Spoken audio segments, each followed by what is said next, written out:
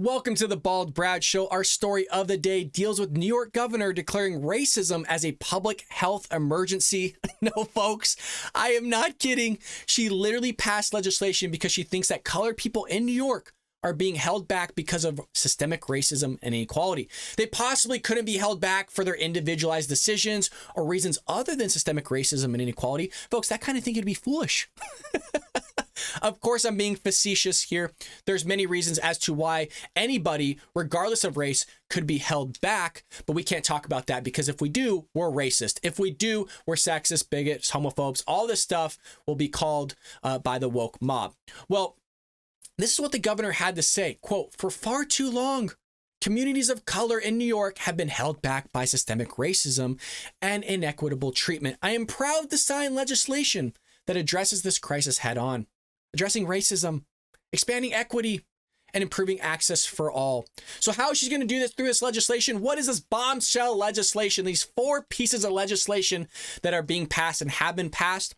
Well, folks, the first one's going to fix racism by declaring racism a public health crisis. I kid you not. I kid you not. That's the first piece of legislation. Just them going out there and declaring the public health crisis due to racism. Racism is a public health crisis.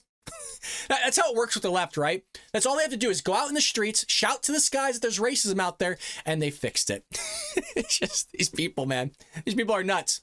So again, number 1 declares racism a public health crisis, and it establishes a working group to promote racial equity throughout the state of New York.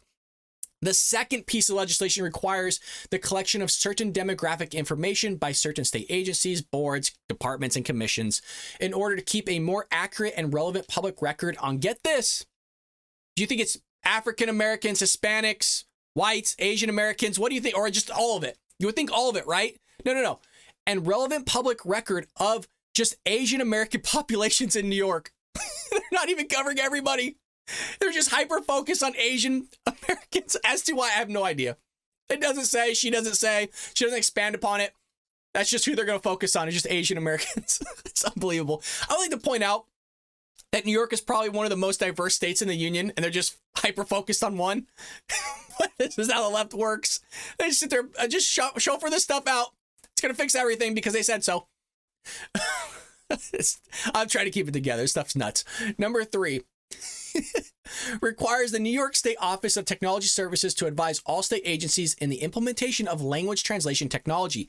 This will ensure agency websites are translatable into the most common non-English languages spoken by New Yorkers. Again, New York is very diverse. There's a lot of languages that are spoken within New York. Heck, within the entire United States, but this is just one way for the government to spend more of their taxpayer dollars. I'd like to point out that this technology already exists through Apple and Google and other private sectors. There's no reason to chauffeur this out. Heck, everybody pretty much has access to a phone. You can get free phones out there all over the place. You literally just hold it up. It will read the paragraph and translate it for you. There's no reason to have our government agencies do this.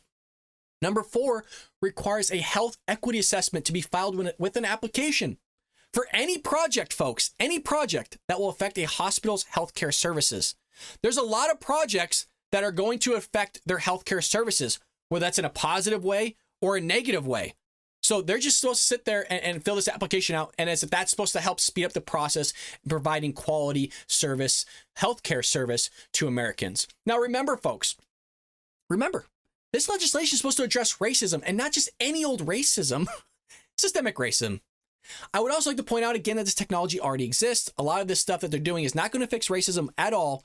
The whole purpose of them pushing this is because there's disparities between races. Asian Americans, Black Americans, African Americans, Hispanic Americans, white Americans. Because there's a disparity between the two races, it must be attributed to racism. Okay? Even going as far as people getting their vaccinations.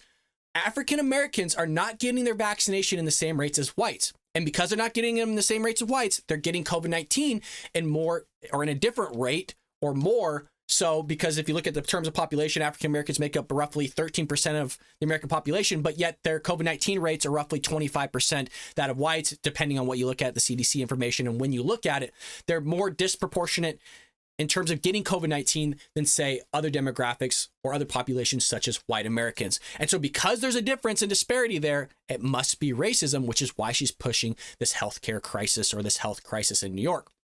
Well, get this.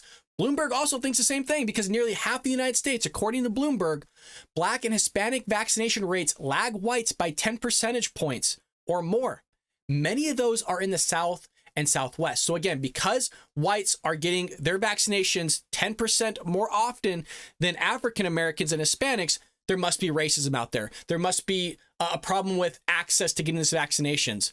Folks, I would like to point out that everyone has an opportunity to get a vaccination. It has nothing to do with racism. This is just another way for the left to push their leftist policies and ideologies upon the average American. Folks, wokeness has also infiltrated the CDC. I know, I know, what a shocker, but the CDC writes this. This is coming from their website. They say a growing body of research shows that centuries of racism in this country has had a profound and negative impact on communities of color. The impact is pervasive and deeply embedded in our society, affecting where one lives, learns, works, worships, and plays, and creating inequities in access to a range of social and economic benefits, such as housing, education, wealth, and employment. So basically, folks, what they're talking about is systemic racism right now. They're just not coming out and actually saying those words, but through these sentences, this paragraph, their definition, this is what systemic racism is according to the left. They also go on to say these conditions are often referred to as social detriments of health and are key drivers of health inequities within communities of color, placing those within these populations are greater risk for poor health outcomes. This is where it gets interesting. This is where the racism comes into effect. They say the data shows that racial and ethnic minority groups throughout the United States experience higher rates of illness and death across a wide range of conditions. Now, get these conditions: diabetes, hypertension, obesity, asthma, and heart disease when compared to their white counterparts. So because of the disparity, guess what they're going to attribute to?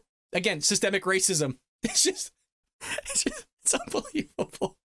I mean, these are serious health concerns, but to just automatically start with the whole, well, because there was injustices in the past, those same injustices have led to African Americans getting obese and having heart disease and asthma and hypertension. I mean, come on. It's unbelievable. Additionally, the CDC writes the life expectancy of non-Hispanic Black Americans is 4 years lower than that of white Americans. The COVID-19 pandemic and its disproportionate impact among racial and ethnic minority populations is another stark example of these enduring health disparities. Folks, don't you see hypertension is caused by racism? Folks, don't you see obesity is caused by racism? Heart disease is caused by racism. Everything according to the left is racist.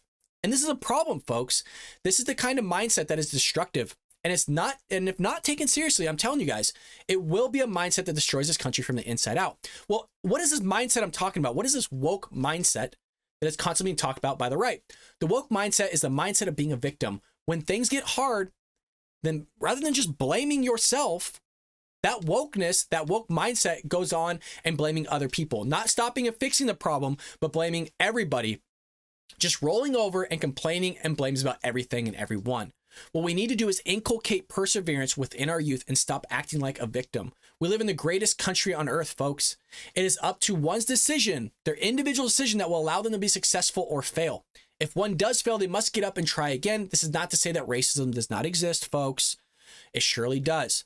But the vast majority of what the left brings up as racism is not racism. It is someone making a decision that has caused some sort of disparity. Whatever the disparity may be, it has caused it. What the left wants to do is remove that disparity by force. And that's important, by force, because now we get into more of an authoritarian type of force here, which is why we see legislation being passed by people like the governor of New York and also in other leftist areas. And what are they doing? They're just describing it as a health crisis.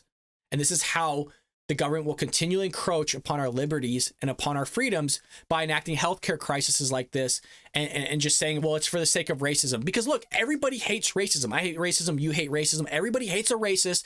Everybody, for the most part, when I talk about everybody, I'm talking about the vast majority of Americans hate racism. So because everybody hates racism, they think that everybody's going to get on board and believe in this healthcare crisis like obesity and heart disease and hypertension is due to racism, folks. This is all silliness. It's just another way for them to sit there and give the government more power upon our individualized freedoms as well as the healthcare services by making them fill out all these applications if something affects something that they're trying to push as far as a service upon us Americans, as far as the taxpayer goes, or even in the private sector like Kaiser and other insurance companies. Well, with that being said, folks, I hope you all had a lovely New Year's. I hope you enjoy the new look to the Bald Brad Show.